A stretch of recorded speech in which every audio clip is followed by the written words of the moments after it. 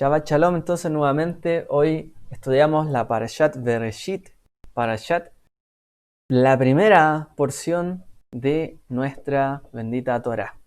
Baruch Hashem que hemos llegado hasta aquí, ¿cierto?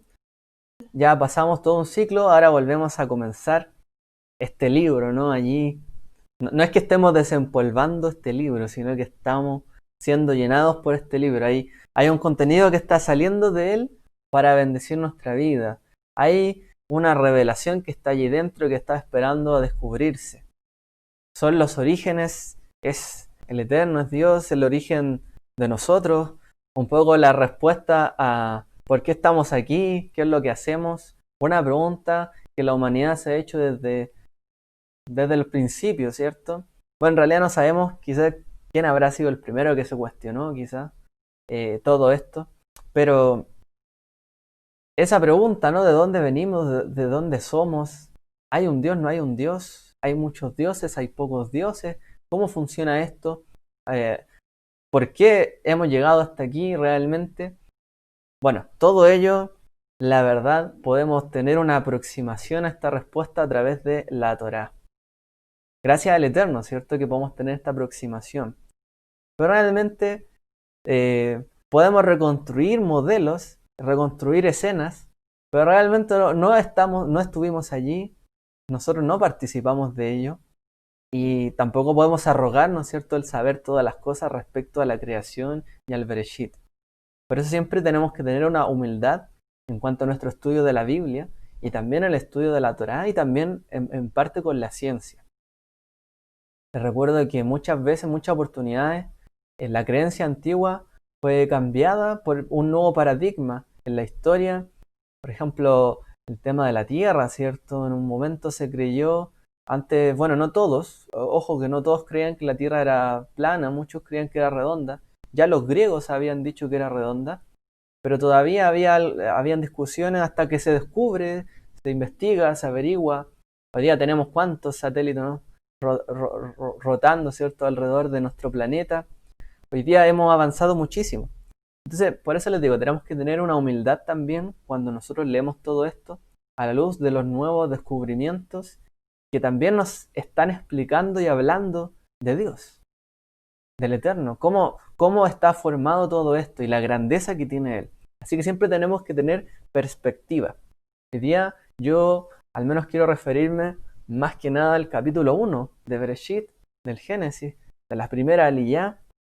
Más que nada me voy a referir a eso, a la primera aliyá. Así que vamos a abrir este libro y a descubrir qué es lo que tiene para nosotros. La Parashat Bereshit. Bereshit, el libro, ¿cierto?, el rollo de la Torá de Bereshit es el más antiguo y sagrado de todas las escrituras de Israel. Es el primero, ¿cierto?, en términos cronológicos. Es un libro que estaba en prácticamente todas las sinagogas del mundo antiguo. En la época de Yeshua, quizás, por lo que se sabe y se ha descubierto, no tenían todos los textos de la Torá, no tenían los 5 libros como nosotros, a lo mejor, de una manera completa, pero sí las comunidades antiguas tenían este rollo de Bereshit, las historias, ¿cierto?, de los patriarcas, este relato, y era una de las cosas que más se leían en las sinagogas o los Mahamarim, perdón, Mahamadim, sí, Mahamadim, que eran los primeros lugares de reunión antes de las sinagogas, ya que existieron, que eran lugares donde la gente se reunía en los momentos de los sacrificios, cuando no estaban en Jerusalén. Bueno, este libro, ¿cierto?, se llama Bereshit. Bereshit también, ¿qué es lo que significa Bereshit? En un principio, literalmente. Allí vemos, ¿cierto?, una imagen. Allí, como podemos apreciar, está la Bet y el Sheva, los dos puntitos debajo. ¿Qué significa ahí? ¿Qué significa en un? En esa partícula y en un, no en él, ¿ya?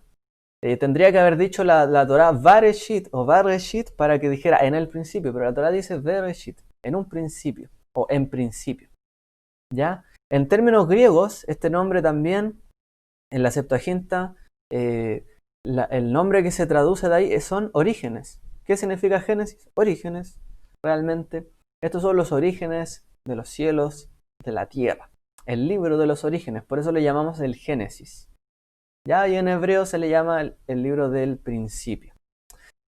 Entonces el Bereshit nos habla de los orígenes de todo. Nos habla del principio, desde realmente lo primero, donde parte todo, la creación. Se centra en los orígenes del hombre, de la humanidad, también por supuesto del mundo, del planeta, en términos generales quizás del universo, lo que hay más arriba de los cielos, y también lo que hay debajo de esos cielos que también estamos nosotros. Y también habla de los orígenes posteriormente de la nación de Israel. Entonces, la Torá conecta todo lo que es el origen del pueblo de Israel con el origen de los cielos y de la tierra, el origen de todas las cosas, en última instancia. A medida que avanzamos, ¿cierto?, sobre esta parashá, realmente nos habla de varios orígenes, el origen del pecado, el origen de la humanidad, de la existencia, de los cielos, de la tierra, de Israel, el origen de la salvación, el origen, bueno, de la primera lluvia y varias cosas. Entonces, en la medida que nosotros entendemos nuestro origen, de dónde venimos, de dónde somos, también podemos entender nuestro destino, hacia dónde vamos. Es como lo que se dice, saber de dónde uno viene para saber hacia dónde uno va. Es importante. Entonces, el Bereshit nos habla de esto. Mientras avanzamos, vemos aquí, ¿ya? Bueno, yo no mencionaré más allá, pero por supuesto esta parashá es más extensa. Hablamos de Adán, Javá, el origen del pecado, hasta llegar la muerte, ¿cierto? Caín y Hebel, los descendientes de Adán, la genealogía, ¿cierto? Primera, hasta llegar hasta Noah y uno de los antepasados próximos, ¿cierto? De Abraham. Finalmente, porque en la segunda parashá empezamos a hablar del origen de Israel.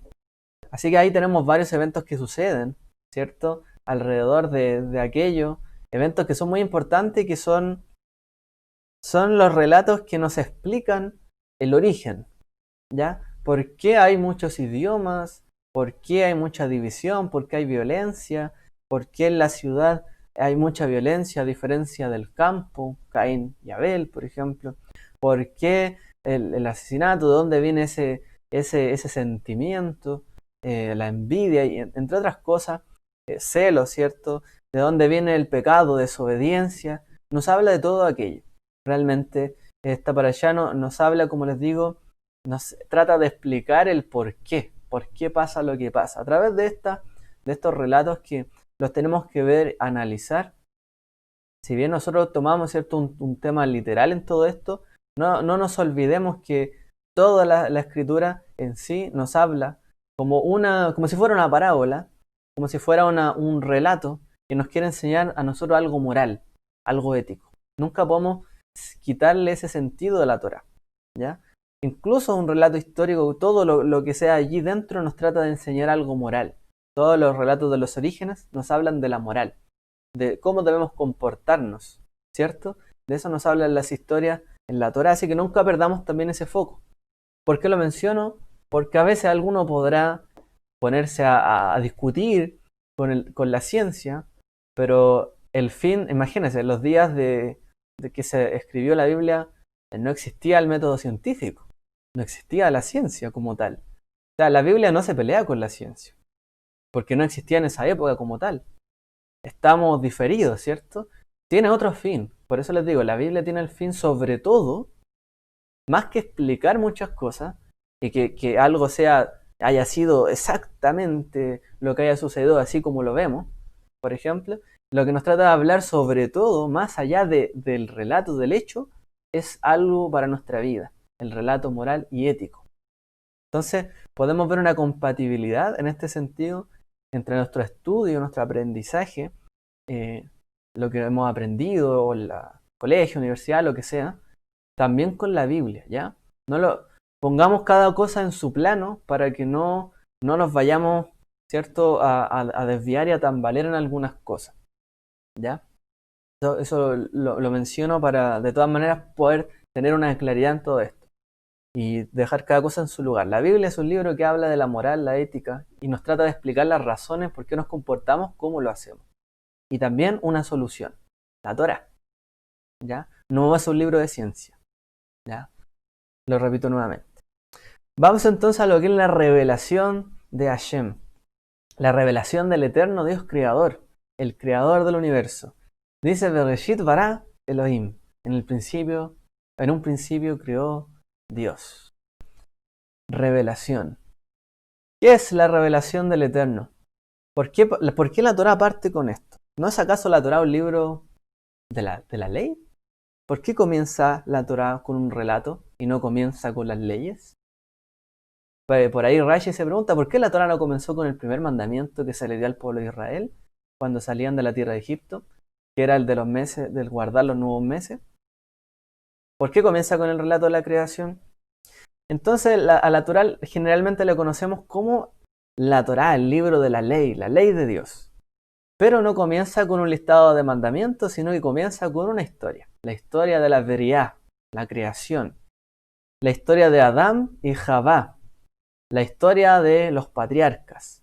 La historia de cómo partió los hijos de Israel como una nación en la tierra de Egipto. Cómo nació el pueblo de Israel. Eso prácticamente no suena como una ley, no suena como la Torá.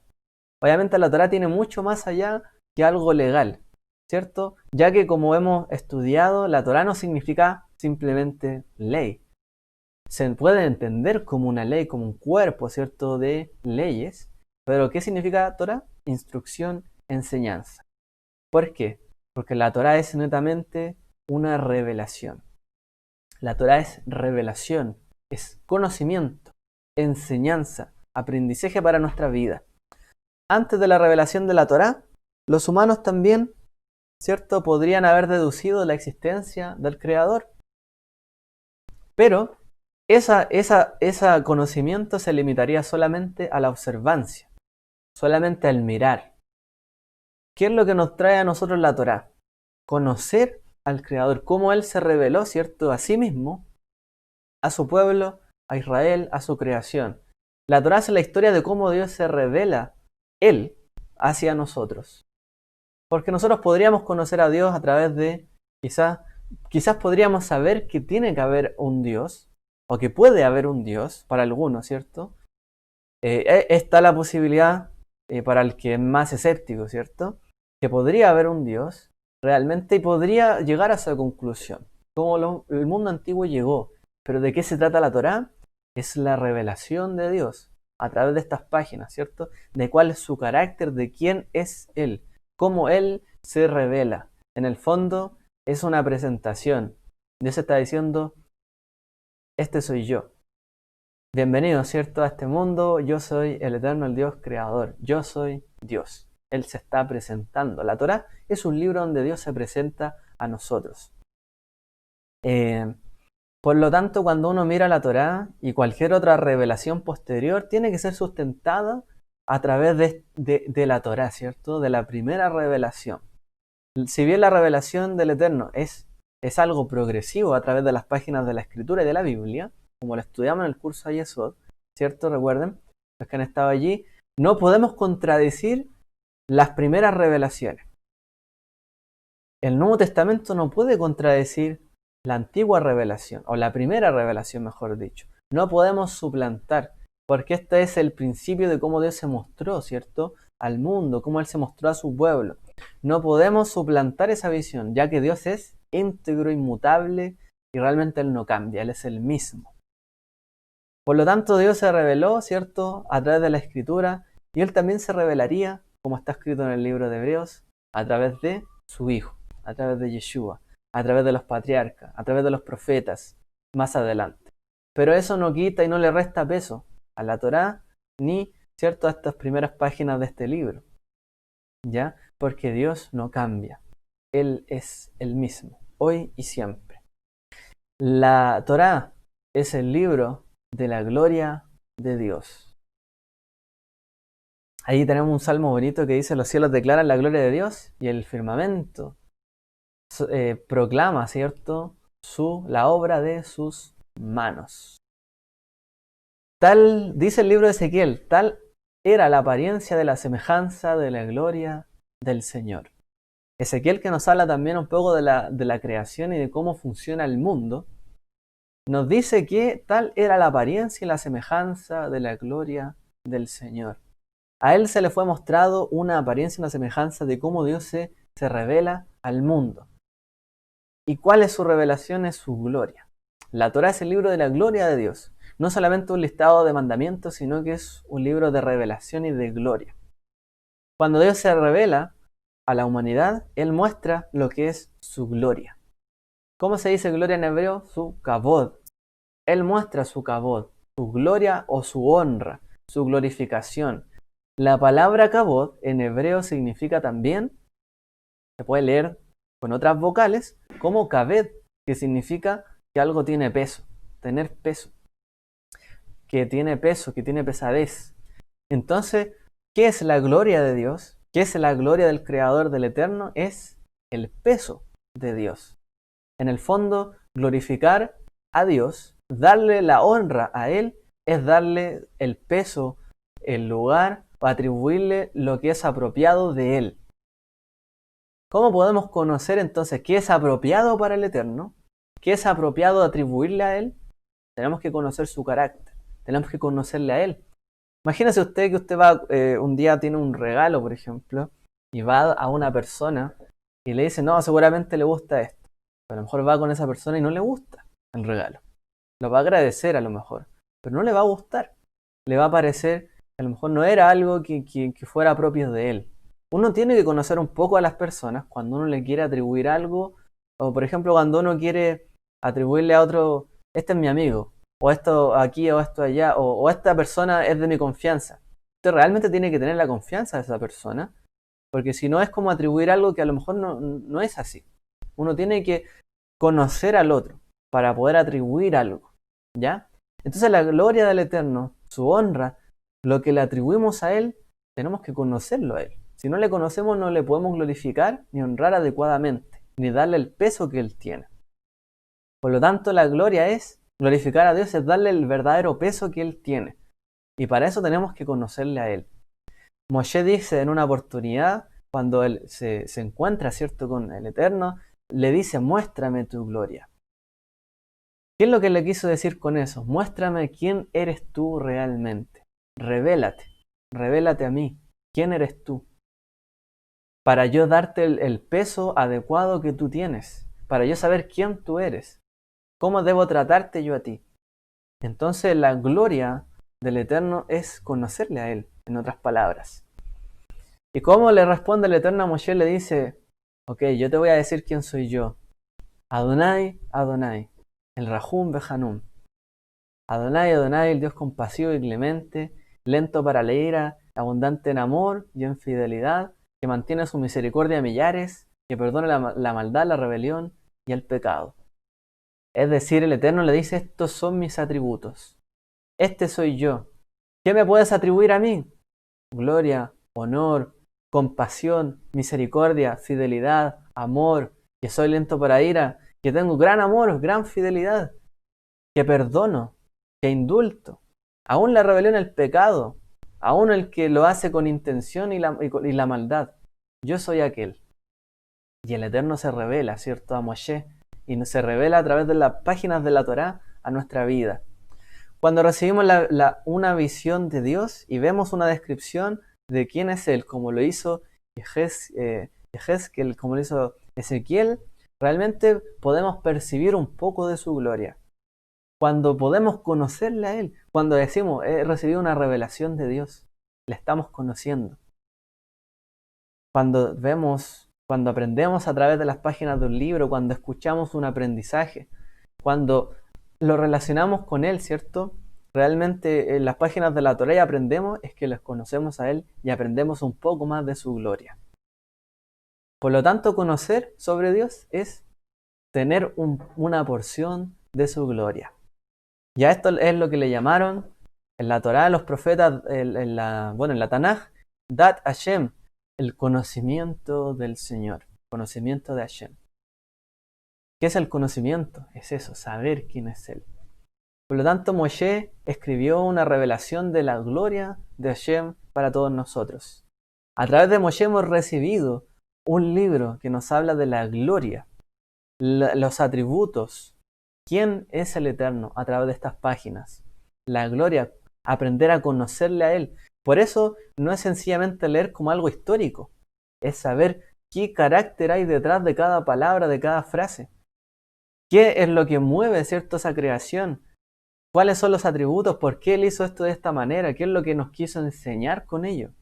Le conocemos a Él a través de las páginas de esta Torá. Por eso recibimos a través de Moshe este relato, ¿cierto? Y a través del pueblo de Israel, para aprender a conocer a Hashem, al Eterno. Esa es la finalidad de la Torá, conocerlo a Él.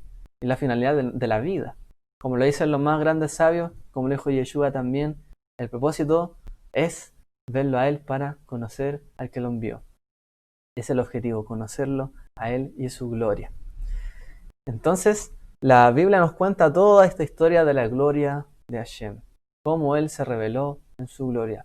Y esta misma expresión de cómo Él revela su gloria es también lo que está marcado en las páginas de este libro, que no solamente se reveló en el pasado, que se revela hoy y se revelará de la misma manera en el día postrero, ¿cierto? En la era mesiánica, donde está escrito que Él derramará su espíritu sobre toda carne, ¿cierto? Incluso hasta el más pequeño le conocerá y recibirá una revelación de quién es Él. En el fondo, y está diciendo que lo conocerán incluso como los profetas le conocieron, a ese nivel de cercanía. Nadie tendrá que decirle a su prójimo conoce al Señor, sino que todos le conocerán, desde el más pequeño hasta el más grande, porque la tierra será llena de su gloria y del conocimiento del Señor, así como las aguas cubren, ¿cierto?, la tierra, el mar. Perdón. De esa manera, ¿cierto?, entendemos que así como el Eterno se nos revela a través de estas páginas, se revelará también en el día postrero y también nos dará a nosotros el peso de su gloria y entenderemos quién es Él. Cada uno entenderá la revelación de quién es el Eterno realmente. Y ya les digo, y ya podemos decir humildemente que podemos decir que le conocemos, ¿cierto? En parte. Como dice la Escritura, si en algo podemos glorificarnos es en conocerle. Pero aún así, no le conocemos del todo. Por lo tanto, no nos podemos arrogar el juicio de Dios, ni su gran sabiduría, ni su gran conocimiento, ni cómo Él juzga al mundo, ni por qué sigue en pie, ni podemos decir, el mundo está tan malo que lo destruya ya, porque Él es misericordioso. Sí, Él castiga, pero también es misericordioso. ¿Quién le conocerá a Él? ¿Cuáles son sus rectos juicios, sus tiempos y todo aquello? Por eso está escrito que solamente ese día, ese momento donde Él se revelará en toda su esplendor, solamente Él lo conoce. Ni los ángeles, dice, ni el Hijo, nadie puede saberlo, sino solamente el Padre. Él, en su infinita sabiduría y entendimiento y conocimiento. Él sabe cómo se revela y cuándo se revela, y de qué manera lo hará. Nosotros nos queda esperar por ello. Hablemos un poco sobre lo que fue esta creación, la Beriá, la creación. Dice la Torá que la tierra estaba sin forma y vacía. Tohu babohu. Esa es una expresión que hoy día en hebreo moderno se puede utilizar, por ejemplo, cuando usted entra a la habitación de su hijo y dice tohu babohu. La pieza está desordenada y un caos. Esa es la misma expresión que se usa en el hebreo moderno. Es un caos y un desorden, realmente. Tohu babohu. Así dice que estaba la tierra. Dice, y la tierra estaba sin orden y vacía, y las tinieblas cubrían la superficie del abismo, y el espíritu de Dios, el Ruach Elohim, se movía sobre la superficie de las aguas. Y entonces dijo Dios, Yehi Or, sea la luz, Vayahi Or. Y fue, y hubo luz. El Eterno es infinito y atemporal. Si Él es infinito, ¿ok?, o eterno, y está fuera del tiempo, pregunta, ¿cómo Él puede cruzar al lugar finito? ¿Cómo Él puede estar en un lugar finito si Él es infinito? ¿Cómo Él puede estar dentro del tiempo, hoy con nosotros, si Él está fuera del tiempo? Si Él trasciende todas las cosas, ¿cómo Él puede interactuar con todas las cosas? Son preguntas un poco existenciales. Son preguntas difíciles y son preguntas bastante complejas. ¿Cómo el Dios que está fuera de tiempo puede estar dentro del tiempo? ¿Cómo el Dios que es infinito puede estar dentro de lo finito? ¿Cómo puede morar en nuestros corazones? Bueno, por ahí el salmista nos da una pista, ¿no? Él ha puesto eternidad en el corazón del hombre, dice. para morar allí. Él dice que también nosotros somos seres infinitos, que Él ha puesto su esencia infinita en nosotros, por lo cual también Él puede estar en medio nuestro. Ahora, estas paradojas que acabamos de mencionar son cosas difíciles de responder, son lugares difíciles de entrar a discutir y a través de los cuales los sabios de Israel también llegaron a algunas conclusiones bien interesantes, ¿ya? Y la veridad, el estudio, ¿cierto?, del Maaseh Bereshit, de la hechura del Bereshit, la hechura del mundo, de la creación, es un tema prácticamente ligado al ámbito más místico del judaísmo. El Maaseh Bereshit es un tema muy profundo, es un tema difícil de explicar y lleno de misticismo, lleno de secretos, sabiduría divina, lleno, ¿cierto?, de cómo, de cómo aprenderlo, algo difícil. Generalmente los sabios a través de las generaciones desalentaron incluso a sus discípulos a estudiar esto. Incluso algunos, a los que, incluso a sus discípulos y cuanto más también a los más nuevos que no conocían mucho, un poco los desalentaron porque podría llevar a herejías. Como hay muchas paradojas dentro de esto, las personas podrían juzgar para mal, ¿cierto? Que lo que hoy día pasa. Por eso mencionaba anteriormente el tema de la ciencia. La ciencia puede decir una cosa y luego vemos las páginas de la Biblia, pero esto no se cumple, entonces no hay Dios. Ojo, la Biblia no es un libro científico. La Biblia no va a estar a la par de la ciencia. No va a discutir las mismas cosas. La Biblia tiene otro fin, por eso tenemos que tratar de entender más allá de todo eso, ¿ya? La Biblia tiene el fin de enseñarnos a nosotros, de revelar a Dios a través de estas páginas, como ya dijimos. Pero no es de ponerse a discutir con la teoría del Big Bang o de la evolución. No ese es el fin de la escritura. Ni siquiera existían esas teorías antes, ¿cierto? Sí existían algunas historias de cómo la creación fue hecha en Babilonia, en Sumeria, en el mundo antiguo. ¿Ok? Pero ¿cuál es el punto? Que desalentaron a estudiar muchas veces estas cosas porque a los nuevos creyentes podría llevarlos a herejías. Vamos a ver por qué. Entonces, ¿cómo él puede realmente interactuar si él es infinito dentro de un mundo finito? Bueno, si es que es finito. Entre paréntesis, hoy día la ciencia dice que probablemente el universo sea infinito. Es como cuando uno mira el mar y uno ve el horizonte, uno dice, bueno, esto tiene una curvatura, por lo tanto tiene que ser una redondez que va a terminar, ¿cierto?, en un lugar. Bueno, del universo y de todo lo que se ha podido medir, bueno, no se ha visto ninguna curvatura. El universo, al parecer, por lo menos hoy día, lo que más se baraja es que sea infinito, literalmente infinito. Es algo difícil de concebir, ¿no? Y se sigue expandiendo, o sea. Quizás nunca llegamos hasta el fin porque se sigue expandiendo. A lo mejor no es infinito, pero se sigue expandiendo y nunca llegaremos hasta el fondo. Quizás, quién sabe. Pero la ciencia hoy día dice que es infinito el universo. No tenemos ni idea hasta dónde llega. No parece haber ningún fin. Entonces, hasta cierto punto, ¿qué es lo que dice el judaísmo? ¿Cómo Dios interviene en este mundo? Y se dice que Él se oculta. Hashem se ocultó. Se ocultó de la creación, de la humanidad, para poder tener una relación en este mundo. Tiene que ocultarse. Tiene que haber una manera donde Él se revista, ¿cierto?, para que Él interactúe con nosotros. Él se ha limitado deliberadamente a sí mismo a través de una contracción. Eso es lo que explica el judaísmo. El Eterno se ha contraído a sí mismo. ¿Para qué? Se ha autolimitado para darle un lugar a esta creación. Ya que Él es el que lo llenaba todo, pues Él llevó a un lugar donde Él, ¿cierto?, donde no puede haber algo fuera, en el fondo, como aparte de Él. No fuera de Él, finalmente, aparte de Él.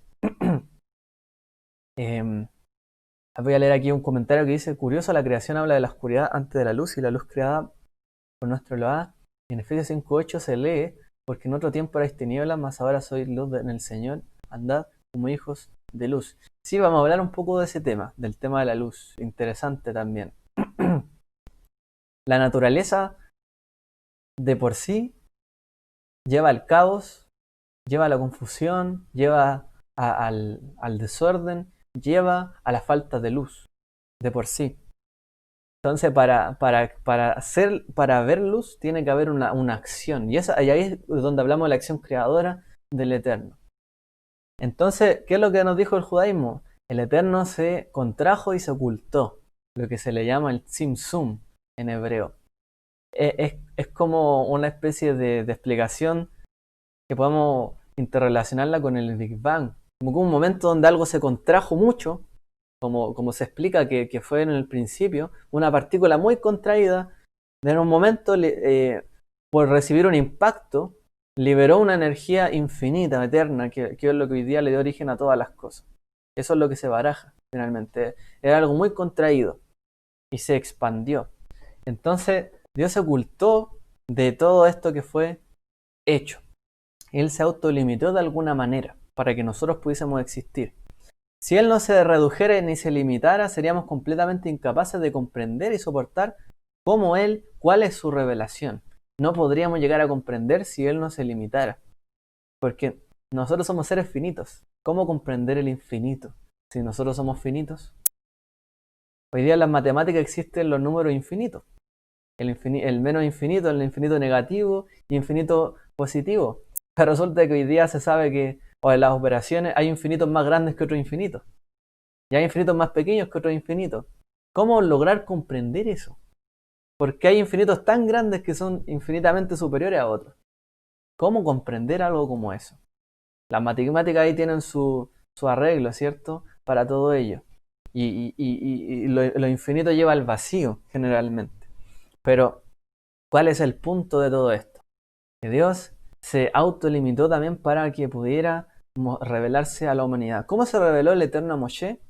Dice que él lo ocultó en una hendidura en la peña, en la roca, y él le mostró y pasó por delante de él su gloria. O sea, tuvo que limitarlo para él también al limitarse. Dice que solamente vio como sus espaldas, en hebreo dice en plural, sus espaldas. Como que él vio algo que había allí, pero no lo pudo percibir por completo. Ahora, ¿qué es lo que nos dicen los sabios también a través de esto? Para que nosotros aprendamos para nuestra vida. Si él no se limitaba ni se humillaba a sí mismo, en otras palabras, nosotros no le podríamos comprender a él. Nada que sea finito, tan perecedero como nosotros podría comprender la grandeza de él, si él de alguna manera no se limitara. Y de ahí viene la frase del rabino Yohanan que dice: donde quiera que encuentres la grandeza del santo bendito sea, también encontrarás su humildad. Cuando tú analizas la grandeza del Eterno, su gloria, su potestad, también verás su humildad. Porque en aquello tan majestuoso que tú puedes ver en el universo, las estrellas, o una montaña, o algo muy hermoso, tú verás también que Dios, de alguna manera, tuvo que abstraerse de la creación y de ello para darle lugar a ello. Él fue humilde también y dio este lugar, este espacio. Si hemos experimentado una porción de la gloria del Eterno en cualquier medida, también deberíamos entender que es porque Él se humilló a sí mismo, lo suficiente para que nosotros pudiésemos percibirle a Él. Él se puso a nuestro lugar, de tal manera para que nosotros le pudiésemos percibir, porque es prácticamente imposible que le entendamos y le comprendamos en toda su dimensión. Ni siquiera entendemos por qué el universo no tiene fin. Imagínense llegar a comprender al que dio origen a todo esto. Mucho más lejos está. Por lo tanto, el hecho de que nosotros le conozcamos, podamos conocer a Él y que Él se haya mostrado en nuestra vida, no es otra cosa de que para hacernos entender que Él fue lo suficientemente humilde para acercarse a nosotros. Y Él nos mostró una porción de Él. Esa es la grandeza de nuestro Dios, de nuestro Padre. Él se humilló a sí mismo. Lo mismo, el mismo principio, ¿no?, que se repite en el libro de Yohanan, a través de Yeshua, se humilló a sí mismo para darse a conocer a nosotros. Y se hizo humilde para mostrarnos que cuando Él se revela, Él también tiene, ¿cierto?, de contraerse para revelarse a la humanidad. Por lo tanto, ¿qué es lo que nos toca a nosotros también? Ser humildes. Porque si Él fue humilde al mostrarse a nuestra vida, nosotros también tenemos que conducirnos con su misma humildad. ¿Ya? Así que Él, para entrar en ese vacío y formar la creación, se redujo y se proyectó. Él, en el fondo, Él es la membra, la sabiduría, esa autolimitación, esa expresión de Él se le conoció en el judaísmo como la membra, el logos. Esa expresión perfecta del ser eterno que es Dios, dentro de este mundo se le llamó membra o logos, o también se le llamó la sabiduría, o también se le llamó el Ein Sof, el sin final, o la luz del infinito, dentro, ¿cierto?, del misticismo. Todas esas expresiones hablan de cómo Dios se revela a través de este mundo. Y nosotros también tenemos, ¿cierto?, la imagen de Yeshua, del Mesías. Así que la luz no está desconectada de Dios. Lo que se proyecta de Él no está desconectado, pero sí es una porción de lo que nosotros podemos llegar a entender de su resplandor. Cuando nosotros leemos, ¿cierto?, la Brit Hadashah, leemos, ¿cierto?, el libro de Yohanan, como hoy día lo hicimos. ¿Qué es lo que leímos? En el principio era el verbo era con Dios y el verbo estaba ante el Dios. En griego ahí utiliza el artículo. Nos dice en el principio era logos, y el logos estaba ante Dios, y el logos era Dios. Pero dice en el principio era theos. Perdón, no es ¿cuál es la partícula? Se me olvida. En griego. Pero dice era el Dios. En el principio era el Dios. Y el verbo estaba con Dios o ante Dios. Y dice el verbo logos era Dios, no el Dios. Entonces hace una diferencia. En el principio estaba el Dios y el que estaba ante él era Dios también. O sea, en el principio era el creador, el Dios divino, y también ante él estaba su contracción, por así decirlo. Una manifestación de él en este mundo, en este universo. Su logo, su palabra, su dabar, estaba ante él para intervenir en este mundo. ¿Ya? Toda su manifestación dentro de este mundo. A eso está refiriéndose. Entonces dice que él brilló en las tinieblas, como aquí mencionaba el comentario. Allí donde dice que el mundo estaba lleno de tinieblas, pero él prevaleció sobre las tinieblas. Y también nos dice el relato de la creación que el Espíritu de Dios se movía sobre las aguas. ¿Qué eran las aguas? En el mundo antiguo las aguas representan el caos, el desorden. Es Dios en el fondo poniendo un orden, dándole un orden, una forma a todas las cosas. Por lo tanto, ¿qué es lo que es la tiniebla? La falta de luz. Cuando no hubo luz, había tinieblas. Cuando no hay conocimiento del Señor, cuando no hay entendimiento de Él, hay tinieblas, hay caos, hay desorden. Por eso Dios viene a ordenar nuestra vida. Y nos trae su Torah también para enseñarnos. De la misma manera dice el libro de Yohanan, la Besorá, que todas las cosas fueron hechas a través de esta membra, esta palabra, esta contracción de él como hablamos. Y brilló las tinieblas, y las tinieblas no entendieron esto. Él vino al mundo y él era la luz de los hombres. El espíritu que se movió sobre el caos, en humildad, vino, ¿cierto?, delante de nosotros. ¿Qué era esa luz? Nuestros sabios contestan, ¿para quién? ¿Y para quién lo oculta? Dice Rabbi Eliezer, para los justos en la era venidera. Como está escrito, Dios vio que la luz era buena. Entonces, si Dios ha ocultado una parte de su revelación, ¿por qué lo ha hecho? Porque nuestros sabios dicen, porque la luz está destinada para hacer alumbrar al justo en la era venidera. Por eso está oculta, porque en un momento será revelada para todos sus hijos, su gloria, su majestad. Vamos a hablar también cuando nosotros admiramos este mundo. Dice en los salmos, oh Adonai, Adonai, Adonai Adonenu, Ma'adir Shimcha, Bechol Haaretz. Oh Adonai, Señor nuestro, cuán glorioso es tu nombre en toda la tierra. Has desplegado tu gloria sobre los cielos. Luego dice, los cielos proclaman la gloria de Dios y la expansión anuncia la obra de sus manos. Un día transmite al otro el mensaje transmite el mensaje otro día, ¿sí? Y una noche a otra revela sabiduría, no hay mensaje, no hay palabras, no se oye su voz. La creación nos dice algo sobre el Creador. Toda la creación nos trae las huellas de Dios, ¿ya? Como leímos ahí realmente en estos salmos. ¿Cómo podemos conocerle a Él? A través de las cosas creadas, a través de las cosas hechas. Hoy día muchos dicen que es demasiado, todo es fruto de la casualidad y de la coincidencia. Todo parece más que nada un milagro, pero no tiene por qué ser algo que alguien lo haya generado y movido. De hecho, todavía la ciencia no, si bien no puede descartarlo, no ha afirmado que, todavía ni siquiera se necesita dentro de las leyes que se han descubierto que haya un creador. Todo puede haber funcionado por sí mismo. Algo increíble. Es increíble, realmente. ¿Cómo? Porque nosotros que sí creemos que hay un creador, como Él dejó todo funcionando, incluso que ni siquiera le podemos descubrir a Él. Y que Él dejó todo tan funcional que incluso pueda funcionar solo desde el principio. Un ocultamiento total. Lo mismo que hablamos hasta hace un poco. Ahora, muchos dicen no hay Dios, no hay creador. Pero cuando uno mira las cosas y dice, ¿y quién habrá hecho todo esto? El poema se escribe solo, la Biblia se escribió sola, todo se hizo por sí mismo. No, es que evolucionó, ok, es verdad, hay evolución, ¿cierto? Todo evoluciona, todos cambiamos, nuestros organismos cambian, pero ¿y quién hizo esas partículas? ¿Quién puso ley sobre ellas para que cambiaran, evolucionaran, se adaptaran a este universo?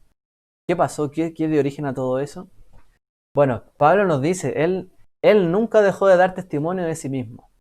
Shaul nos dice, a través de su creación, él nunca ha dejado de dar testimonio de sí, porque desde el principio de la creación del mundo, sus atributos invisibles, su eterno poder y divinidad se han visto con toda claridad, siendo entendidos por medio de lo creado de manera que no tienen excusa. No hay excusa. Ahora, ¿cuáles son sus atributos invisibles, su naturaleza divina? Aquí quiero referirme a tres cosas. Cosas que podemos aprender de este relato. Él es creativo y él es sustentador. Él es el Dios, el Boré Olam, el creador del universo, del mundo. Él es creativo y sustentador. ¿Por qué? Por lo que mencionaba anteriormente. Él no solamente creó el universo, no solamente lo hizo, sino que lo hizo para que se maneje por sí mismo, por sí solo. Que ni siquiera lo necesita él. Hasta el día de hoy, como le decía, la ciencia dice, no se necesita que haya un Dios para que todo funcione. Y efectivamente así es. Él es sustentador, creativo. Él, cuando hizo todas las cosas, permitió que todo funcionara por sí mismo. Ni siquiera necesita ni amerita de su interacción. Él fijó las leyes, ¿cierto? Que hoy día estamos conociendo las leyes físicas, las leyes cuánticas. El universo no es algo simplemente que nos imaginamos, no es nada. Existe. Tiene sustancia, tiene contenido, tiene vacío también. Envejece, pasa también, evoluciona, se mueve. El universo está en constante movimiento. Entonces, toda la materia, todo lo que podemos observar realmente, ¿qué es lo que nos indica? No es que hay múltiples deidades, no es que hay una ley y alguien le dijo, no, vamos a poner una ley para esto, y el otro dijo, no, la ley va a ser esta otra. Hay una uniformidad en el universo. Todavía no podemos comprender algunas cosas y quizás nunca las comprenderemos. No, de hecho, pero absolutamente nunca las comprenderemos. Pero, ¿qué es lo que sí podemos entender? Que hay una uniformidad en la creación. Solo hay un Dios. Solo hay una ley.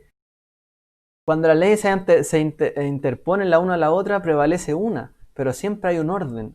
Hay algo que está fijado. Hay orden de superioridad, de jerarquías.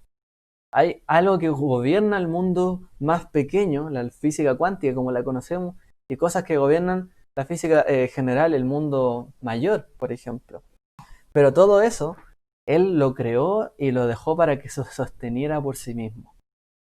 Por lo tanto, cuando él hace algo, y esto es importante para nosotros, él permite que haya creatividad, que nosotros lo hagamos de una manera que nos podamos expresar como él se expresó, pero también que las cosas se sostengan. Por eso es importante que la humanidad no destruya el mundo, que el mundo lo podamos sostener, la sostenibilidad que tanto se habla hoy día. Nosotros todo lo que hacemos tiene que ser sostenible. Cuando usted le enseña a su hijo tiene que ser sostenible en el tiempo. No puede ser algo que sea de un día y se acabó. El eterno creador que hizo todas las cosas lo hizo todo para que se sostuviera por sí mismo. Él nos hizo a nosotros para que nos moviéramos por sí mismo, cada uno por sí solo, no para que Él interviniera en cada momento. Todo está hecho para que se sostenga por sí mismo. También nosotros tenemos que procurar esto. No que hoy día explotamos la tierra, el mundo y las cosas, y el día de mañana no hay nada. No, Él no hizo así las cosas. Él lo hizo para que se sostuviera. Por lo tanto, todas nuestras acciones, también nuestros valores deben sostenerse en el tiempo. Nuestros atributos, nuestros principios deben permanecer y prevalecer.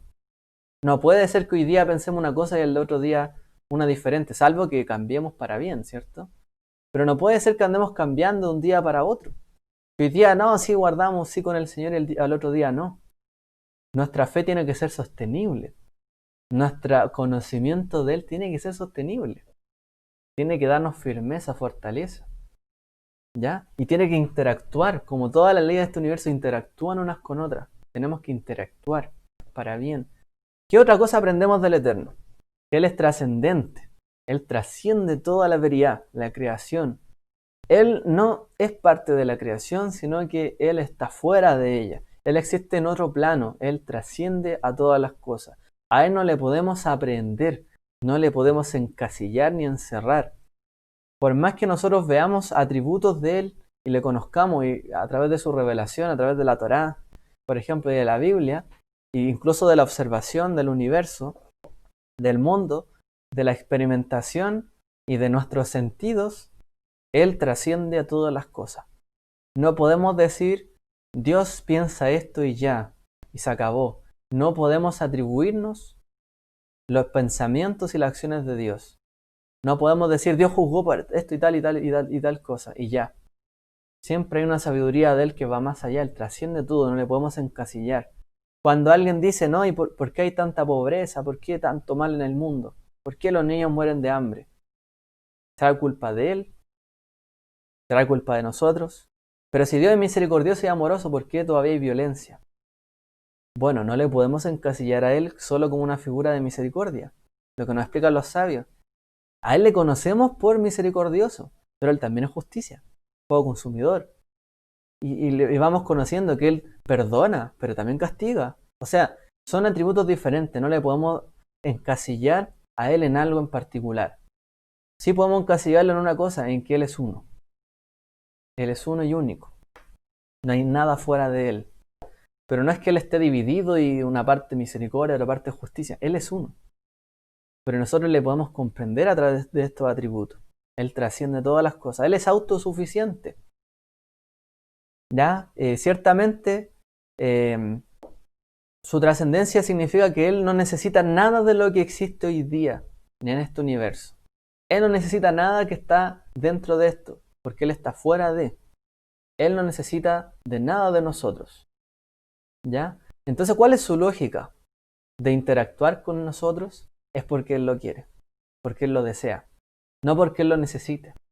Él no nos necesita, pero Él sí en su amor se ha querido acercar a nosotros, en su humildad. Se ha acercado a uno de nosotros, seres tan pequeños, polvo cósmico, y quizás menos que eso. Él se quiere acercar a nosotros. Él es autosuficiente, Él no necesita nada. Solo espera que nosotros, ¿cierto?, nos comportemos bien para con Él, le conozcamos, nos acerquemos a Él. Así que todas las cosas testifican su gloria, ¿ya? Pero las cosas no son el creador, como lo dice el mundo antiguo en el politeísmo, en el panteísmo incluso. Esto es Dios, esto también es Dios, porque Dios está en todo lugar. Eso es el panteísmo. No, Dios es esto, esta roca también es Dios. No es así. Él no necesita de nada ni depende de nada de lo que hay aquí. Eso es parte de nuestro monoteísmo. Él está fuera de todo aquello. ¿Ya? Hay una frase muy hermosa que dijo un judío hasídico, creyente en Yeshua, Paul Levertov, en Love and the Messianic Age, en el amor y la era mesiánica, dice: el cuadro no es el artista, ni la voz de un cantante es la personalidad del hombre. Podemos admirar al artista de la imagen, por la imagen, al cantante por la voz, pero no conocemos a ninguno de esos dos hombres. Todo esto es cierto para con Dios. La creación es meramente su imagen. Es el conocimiento de sí mismo que el verdadero conocimiento consiste. Solo Moshe tenía hasta cierto punto esta visión, sin embargo es asunto de todos tratar de llegar a esta etapa. Por más que conozcamos las grandes montañas, no, la montaña no es el creador, es una imagen que proyectó el creador, ¿cierto? Que él hizo y formó en este mundo, que él produjo, pero no es él. El sol no es él, para que lo adoremos, como lo hacía en el mundo antiguo. Todo eso es verdad. Entonces, aunque uno conozca su obra, todavía no le conoce a él. Por eso, como dice Paul Levertov, tenemos que acercarnos como Moshe lo hizo para conocerle a él, como Yeshua lo hizo. Tener comunión con él. ¿Cómo? Cuando guardamos su voluntad, sus preceptos, cuando nos apegamos a él, podemos conocerle a él. Cuando reconocemos su gloria en nuestra vida, cuando somos agradecidos, allí le estamos conociendo a él. No solamente su obra, sino que a él, su persona, por así decirlo. Es cosa de cada uno conocerlo a él. Es como cuando alguien ve una obra y dice, mira, esta obra, qué buena. Pero ¿qué es lo que hay detrás de la obra? ¿Qué es lo que hace alguien al analiza? Mira, estos colores a lo mejor están más oscuros porque el pintor volvió a pintar sobre esta manera y le pareció que había muy poco color y quiso darle más intensidad. Y por eso aquí se ve sobresaliente. Y luego alrededor ves que hay más pintura. O sea, el pintor tiene pasión. El pintor no le gusta cuando queda algo sensible, le coloca más color. Y uno va interpretando al hacedor, ¿cierto? Y a ello nos tenemos que aproximar en este mundo. No solamente decir Dios es amor, se acabó. ¿Y de qué manera actúa su amor en nuestra vida? ¿De qué manera actúa ese amor en nosotros? ¿Cómo Él lo manifiesta en nuestra vida, en la vida de nuestro alrededor? Él es fuego consumidor, Él es justo. ¿De qué manera aplica esa justicia? Y es nuestro deber conocerle a Él a través de su gloria, su palabra y todo lo que estamos viendo acá. Es parte de nosotros conocerle a Él. Si bien no hay una excusa, como dice Pablo, de llegar a comprender que puede haber un Dios, pero el conocerle es nuestra responsabilidad. Y vamos al punto cúlmine que también quería compartir, ya que se leyó, se mencionó y siempre se dice, para explicar un poco. Todo se creó por causa del Mashiach, del Mesías. En un principio creó Dios los cielos y la tierra. En el principio Él creó todas las cosas. Y muchos sabios, y nuestro Big Hadashah dice que fue solamente por causa del Mesías. Él hizo el mundo y la era venidera por causa del Mesías. Desde el principio, todas las cosas han estado trabajando para el establecimiento del reino del Eterno. Por lo tanto, lo importante es llegar, ¿cierto?, hasta donde se dirige el universo o el mundo, que es hasta el reino venidero, hasta el camino del Mesías. Rab dijo en Sanedrín 98b en el Talmud, dice, el mundo fue creado solo por causa de David. Shmuel dijo, solo por el bien de Moshe. Y Rabí Yohanan dijo, solo por el bien del Mesías. Que es lo que también nos dice Colosenses, porque en él fueron creadas todas las cosas, tanto en los cielos como en la tierra, visibles e invisibles, ya sean tronos, dominios, poderes o autoridades, todo ha sido creado por medio de él y para él. Lo importante es conocerle a él. Lo importante es que todo fue hecho para reconocerle a él en el mundo venidero. Entender que todo este mundo es finito, tendrá un momento cúlmine. Pero nos preparamos todos para lo que viene después. Y todo el universo y toda la briá, la creación ha estado trabajando para que se establezca su reino. Para que se manifieste su verdadera gloria dentro, ¿cierto? En este plano. Que es a través del Mashiach. Su imagen. La viva imagen del Dios creador, ¿cierto? La imagen de su soberanía sobre este mundo. Aquello estamos esperando. Por lo tanto dice, solo fue creado todo el universo por el bien o por causa del Mesías. ¿Dónde podemos visualizar eso también? En el Brit Hadash, en la Torah. a través de la sabiduría. Dice este verso en Génesis 1.1, comenta el Targum, la traducción, ¿cierto?, al arameo, dice: desde el principio, con la sabiduría de la palabra de Adonai, creó y perfeccionó los cielos y la tierra. Desde el principio, con la sabiduría, la Jochma, el Memra de Adonai creó y perfeccionó los cielos y la tierra. ¿Y qué es lo que entendían los sabios en la época de Yeshua y un poco antes? ¿Cómo creó Dios los cielos y la tierra? Con su sabiduría. ¿Y quién es esa sabiduría? ¿Cómo se manifiesta la sabiduría? ¿Por qué no los Sheligión, los apóstoles, nos dicen que Yeshua estuvo desde el principio de las cosas? ¿Por qué nos dicen que él era desde el principio? ¿Acaso no nació él en Belén, Betlehem? ¿Acaso él no fue como un hombre, fue un hombre que nació, ¿cierto?, en ese momento? ¿Por qué dicen que él estaba desde antes? ¿Cómo es que él pudo haber preexistido? Entonces, probablemente ellos se referían a este entendimiento, de que junto con el eterno creador, con esa autolimitación que se colocó, ¿cierto?, estaba con él su sabiduría, su palabra, haciendo todas las cosas. Y probablemente a esto se referían cuando nos dijeron esas palabras en el Brit Hadashah. Como dice el Proverbio 8:23 al 30. La sabiduría dice: desde la eternidad fui establecida, desde el principio, desde los orígenes de la tierra, cuando no había abismos, fui engendrada, cuando no había manantiales abundantes en aguas. Antes que los montes fueran asentados, antes que las colinas, fui engendradas. Cuando él no había hecho aún en la tierra y los campos, ni el polvo primero en el mundo. Cuando estableció los cielos, estaba allí yo. Cuando trazó el círculo sobre la faz del abismo. Cuando arriba afirmó los cielos. Cuando las fuentes del abismo se afianzaron. Cuando el mar pasó sus límites para que las aguas no transgredieran su mandato. Señaló los cimientos de la tierra. Yo estaba entonces justo a él, como arquitecto. Y era su delicia de día en día, regocijándome en todo tiempo en su presencia. Judaísmo interpretó, ¿cierto?, este texto como la sabiduría. Bueno, así está descrita, como la sabiduría del Eterno, como algo que estaba junto a él. Y esto nos dijeron también los Shelichim, también interpretando que este era el Mesías. Este era el Memra, Logos, la Jochma, la sabiduría de Dios, actuando desde el principio, que estaba junto a él y que era causa de regocijo también para él, cómo se formaban todas las cosas. Allí está, entonces, enraizado eso. Y ese espíritu que se movía en la creación, en la briá, como dice ahí, y la tierra estaba sin forma vacía, y el Ruach Elohim, dice, se movía, se cernía, como revoloteaba sobre la faz de las aguas. El Espíritu de Dios se movía sobre la superficie de las aguas, dice Bereshit Rabá. Este era el espíritu del Mashiach, tal como está escrito. El Ruach de Adonai, el espíritu de Adonai se posará sobre él.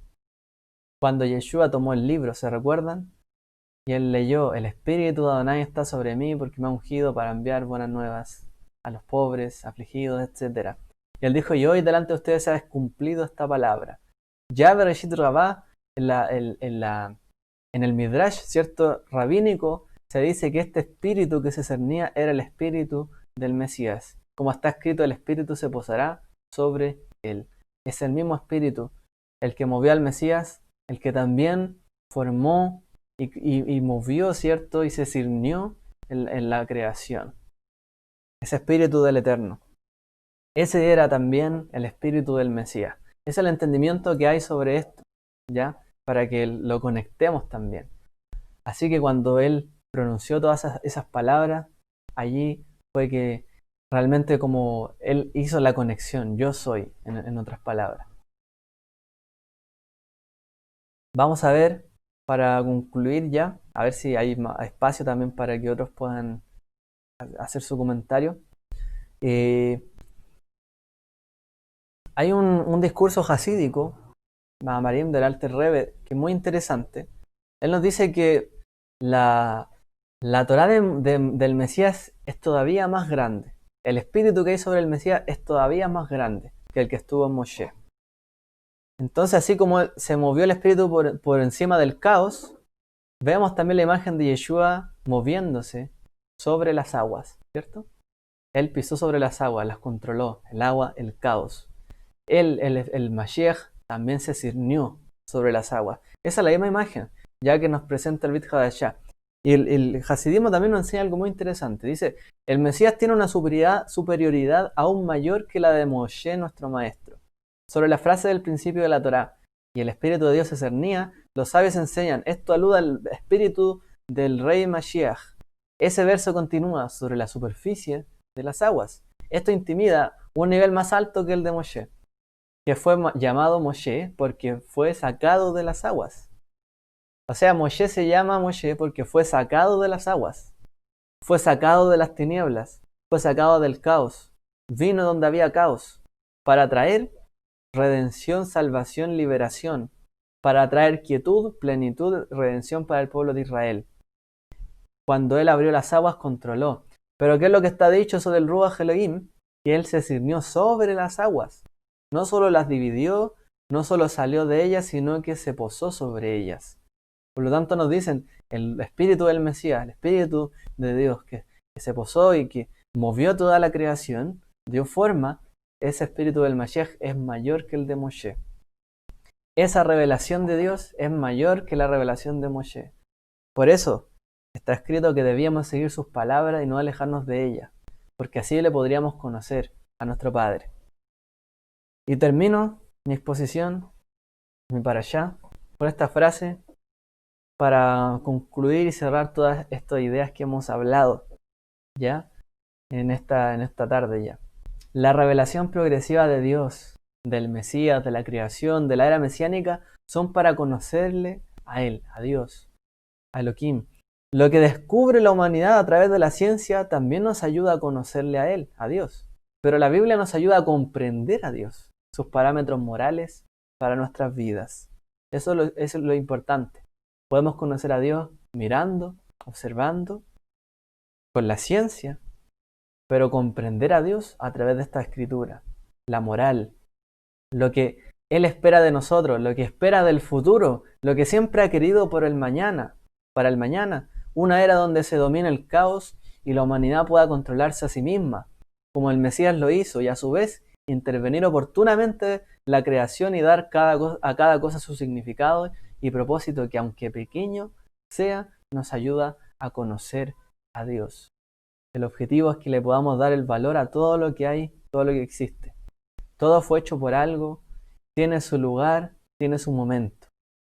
Y así como cada cosa tiene su lugar y su momento, ya llegará el momento y el lugar en que Él se revele de una mayor manera. Pero nuestro objetivo es poder utilizar todo lo que Él nos dio en este mundo para conocerle a Él y cómo Él actúa, para conducirnos con nuestro prójimo de buena manera, para entender qué es lo que Él espera de nosotros. Que quiera el Eterno que podamos esforzarnos en conocerle siempre a Él y su carácter y lo que Él tiene para nuestra vida y lo que Él ha deparado con el Mashiach para el futuro. ¿Por qué apuntó siempre hacia un objetivo final? ¿Por qué todo apunta hacia un final? El universo apunta hacia la destrucción, las galaxias, el sol, todo. Porque quiere que aprendamos también que todo tiene un final. Por lo tanto, tenemos que entender qué es lo que viene después. ¿Qué es lo que hay después de nuestro límite? De lo que nosotros pensamos, creemos. Porque si sobrepasamos los límites, el límite, podemos comprenderle más a Él y entender sus propósitos. Así que no nos limitemos, sino que veamos realmente, podamos analizar la profundidad de la riqueza de todo lo que Él se ha revelado en todo este tiempo, ¿ya? Y pongámoslo cada cosa en su lugar. El Eterno nos bendiga en esta mañana, también para todos los que verán esta grabación. Shabbat Shalom.